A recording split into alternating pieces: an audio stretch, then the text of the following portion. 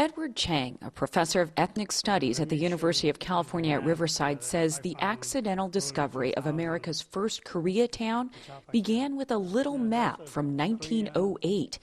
If you look closely at the tiny script, it says Korean settlement where you did not know there was a Korean settlement. Is that like striking gold? Yes, it is. It's just amazing to find out that actually was Korean settlement in Riverside in early 1900s. It turns out it was the largest enclave of Koreans on the U.S. mainland at the time, way before Koreatown sprung up in Los Angeles and San Francisco.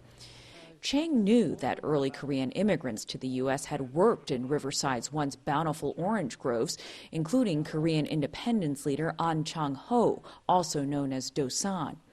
But he had no idea that Ho had founded a whole community of Korean immigrants here. He credits two graduate student interns for their translation of old Korean newspapers to confirm what historians had previously overlooked. So it turns out you find a newspaper article where it actually describes this Korean village in Riverside as the first Koreatown in the United States? Yes, a Shinhanminbo article, October 14, 1910. It said, Riverside Pachapa Camp is the first Korean settlement in the United States. Newspaper articles, archival photos, and a few precious records are on exhibit at UC Riverside's Art Museum through January. They are the only physical evidence of the unique community called Pachapa Camp. Not only Korean settlements, but a majority of Asian American settlement at the time is known as a bachelor society. Whereas in Pachapa Camp, it was family-based community with women, children, and working side by side with their husband. Chang says up to 300 people lived in Pachapa Camp in the early 1900s. What also made it different was that the founder wanted it to be a model community with an emphasis on so-called positive virtues. And all the women have to wear a white dress, and the men were forbidden from drinking, smoking, gambling. Dosan hoped to garner respect in a society hostile to Asians. Back then, the Asian immigrants, their life was, second-class citizen.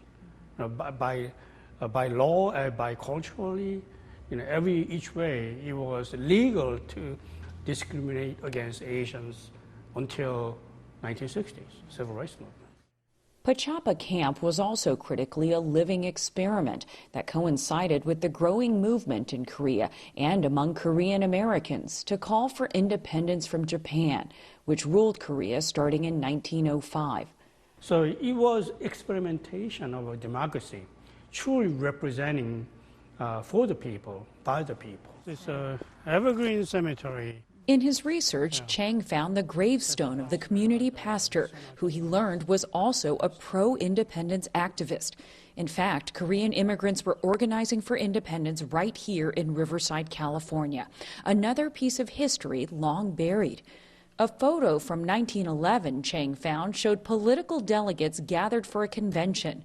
Riverside's Gage Canal is in the foreground, proof, Chang says, of the location's significance in the independence movement. And at the convention, they passed 21 articles of governance. One reason historians may have previously overlooked the Pachapa Camp is that it was short-lived, lasting less than 15 years. A deep freeze hit the orange trees of Riverside in 1913, and most of the citrus workers fanned out to other California farming towns in search of work. But the previously unknown significance of the Pachapa Camp may also have to do with the erasure of Asian Americans' contributions in U.S. history. It's why Chang calls this research the most important of his career. Why was it gratifying?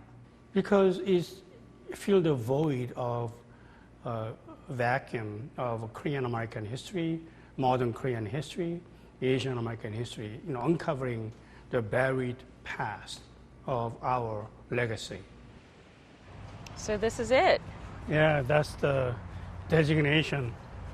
City of Riverside designated this area as a point of cultural interest. Pachapa Camp may have been a blip in history, but Chang says a pivotal one. I have to say, as an Asian American, there is something empowering about seeing some of these photos. Did you get that sense when you discovered this? Yes, despite all this hardship, they were willing to not only devote themselves for the betterment of the community they belong to, but also independence of Korea. Okay, this is a statue of Dosan An Chang-ho. Chang says the exhibit has attracted the interest of Korean scholars who are now re-examining their nation's early independence movement.